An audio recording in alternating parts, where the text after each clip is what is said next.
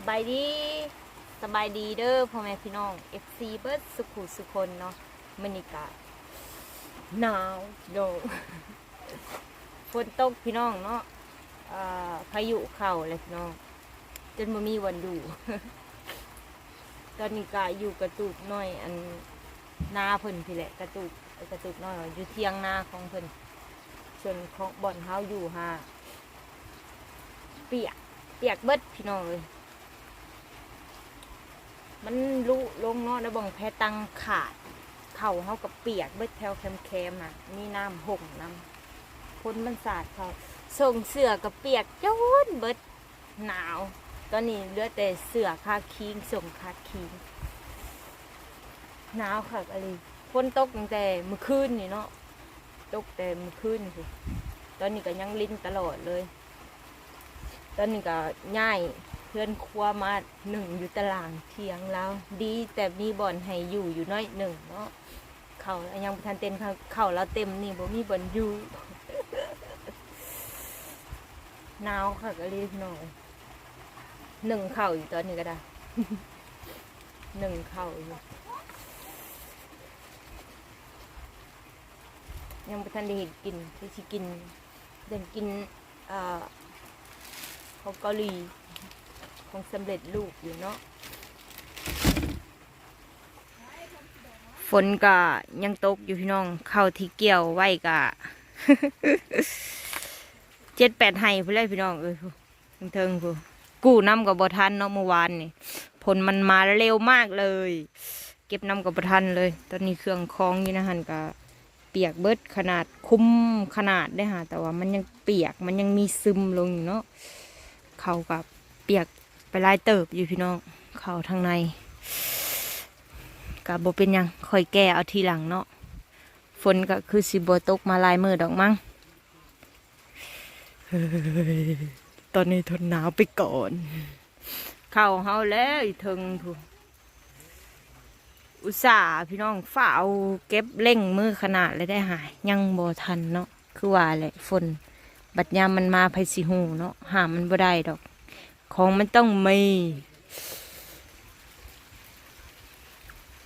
เข้าลุมกะลายไห้ได้นะแล้วก็ได้1 2 3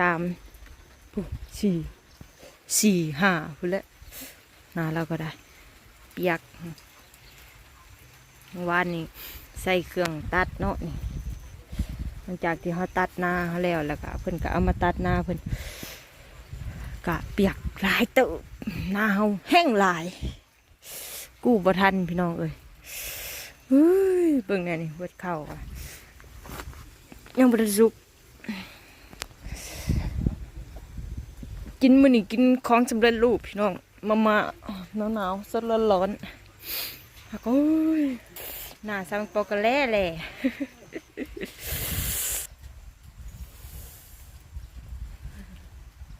ง่ายมานอนพี่แต่เมื่อคืนนี่พี่น้องหนาวฝนตกเนาะก็เลยว่าอยู่หันหาจังใดฝนก็ต้องหัวหน้าตาก็แหล่หัวหนาวจนเปียกเบิดพอเล่นไปหาเบิ่งเขาเนาะเล่นไปหาเบิ่ง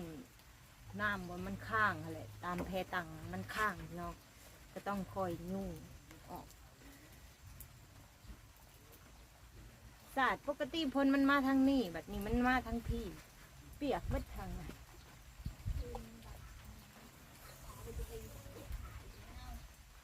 เดี๋ยวจะส่งกะกีเสือกะกีฮักกูดีอย่างไปเบิ่งอีกเสื้อผ้าก็เปียกเบิดเลยไปเบิ่งอีกทีเดี๋ยวเสื้อผ้าเปียกเบิดตอนไปเบิ่งตอนทำอิฐหาเสื้อผ้ายังไม่ได้เปียกเนาะเพราะคนมันเอาแห้งเนาะแล้วที่นี่เขานอนแล้ววันนี้ตื่นมาไปเบิ่งทีเปียกเบิดเลยไม่เหลือเลย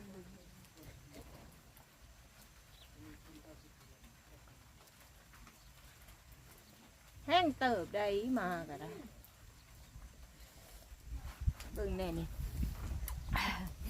มองหมกงุยนี่ก็ตึกกะเบิ่งมุ่งกระตกลงมาเลยมุ่งตกลงมาพอดีมีบ่อนให้อยู่เอาเจาะนี่ ผ้าห่มก็ยังบ่ได้เก็บเพราะว่ายังตุ้มอยู่หนาวส่งเสือกับพี่น้องเบิ่งเหลือค่าคิงเท่านี้แหละ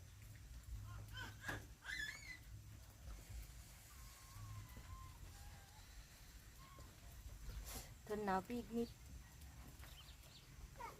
จุกกระดอง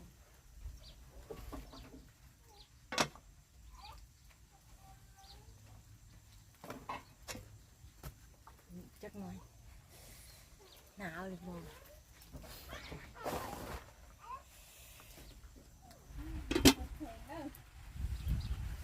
หนาวเลยลิหนาวเด้หนาวเด้หนาวเด้หนาวหนาวหูบ่หนาวช่วงเที่ยงอย่างร้านน้อยหนาวเพิ่น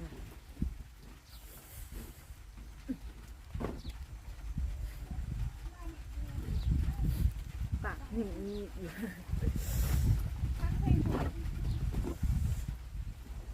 เด็กข่อยกับนอนจุ้ยพากันหนาวพากันไปนอน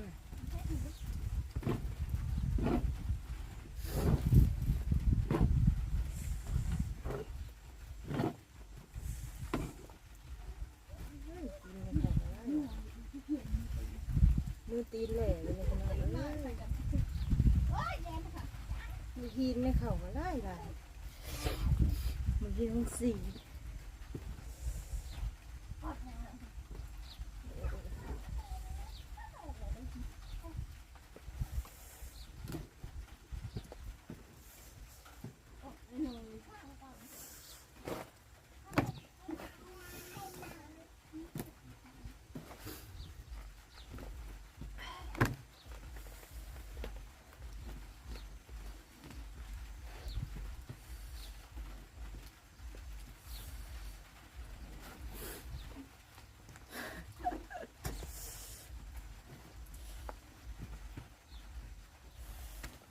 บำรุงทีมงานมันคือหินลายเลยเสียลายนี่มันตัวนี้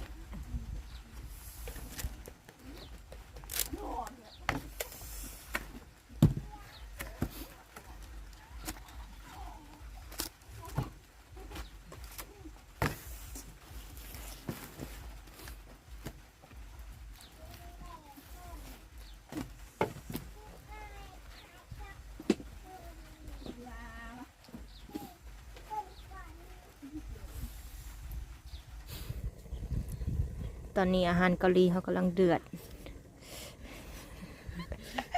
คือผีแหละผมผิดตึกสึกจะเป็นพากันหนาวปงพอแล้วมึงหน้าเปล่าปิ่นมาดินะผมเอาพากันสุ่มยินในคิตภัยตอนนี้หนาวเย็นขนาดเหละบึ้เลย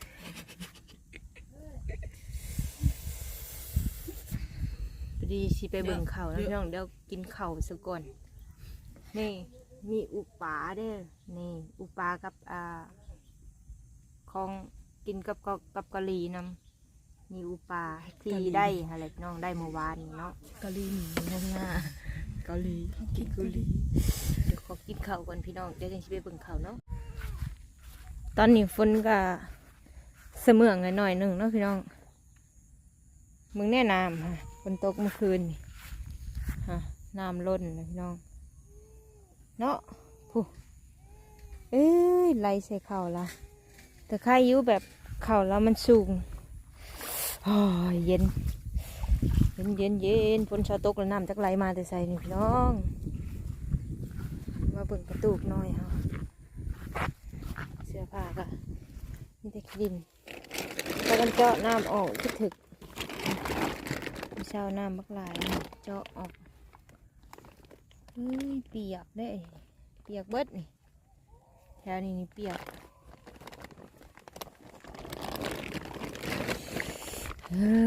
มันขาดนี่นั่นขนาดตัวนี้มุ้งอีกอะมันเป็น กระสอบเนาะหยิบยืมของเรา มันเป็นกระสอบที่เราหยิบมันก็ซึมเข่าในหูนี่เสื้อผ้าเปียกเบิดพี่น้องเสียงไว้อยู่ใส่กันเปียกเบิดเลยนี่บนน้ำย่อยใส่นี่ก็จะเอามีน้ำเนาะเอ้ยแม่น่ะดีโอ้น้ำลายโอ้เหี่ยโจกๆลงมาโอ้เหี่ยลงตรงนี้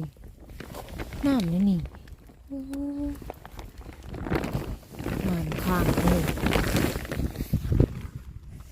โอ้ยน้ำชมน้ำพี่น้องน้ำมันข้างเบิ่งต้องยู่ออก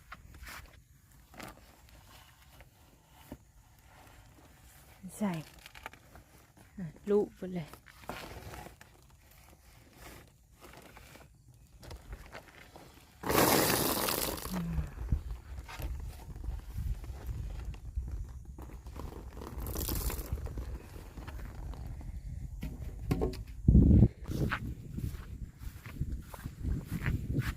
แล้ว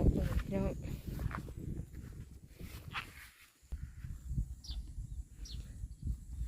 เป็นใดเลยเนาะเปียกอีกหน่อยหนึ่งเลยน้ำไหลลงมาถึงนี่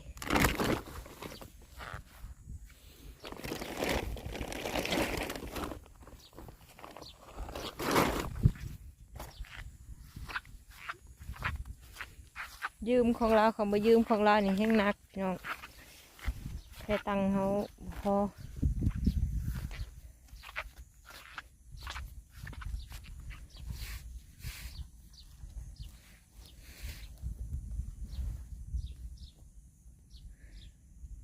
แถวนี้ก็เปียกเบิดเสื้อผ้าหนาแพรเก็บบ่ทันพี่น้องชิ้นเสื้อชาวปานก็เปียกมินิโอ้ยส่งคอยก็เปียก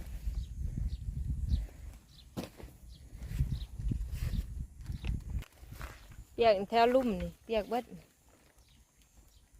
แต่ก็เปียกบลายพี่น้องเปียกแต่แถวลุ่มเหมือนเนาะแถวนี้บ่เปียกมานี่นี่น้ำแห้งลายปอทุกไหลน้ำออกก่อนพี่น้องไหลเลยตอนนี้ฝนก็เศร้าเอื้อนเลยพี่น้องก็เลยพยายามเนาะเปิดให้ลมพัดเพราะว่าก็เปียกบนละเล็กละหน่อยก็รวมๆกันก็ลายเติบเนาะโอเคพี่น้องสำหรับคลิปนี้ก็ขอจบเอาไว้เพียงสำนี้เด้อฝากพ่อแม่พี่น้องกดแชร์กดไลค์เนาะกดซับสไครต์ที่สำคัญก็อย่าลืมกดสั่นกระดิ่งแจ้งเตือนสิได้บ่พลาดคลิปใหม่ๆจากช่องสาวปอห้วยยางเนาะเดี๋ยวเฮาก็สิไปหาเคลียร์ข้าวเคลียร์น้ำเฮาก่อนเนาะอันนี้ก็ยังบ่ละเอียดปานใดเดี๋ยวสิขอตัวไปเก็บข้าวเก็บน้ำเบิ่งก่อนพี่น้อง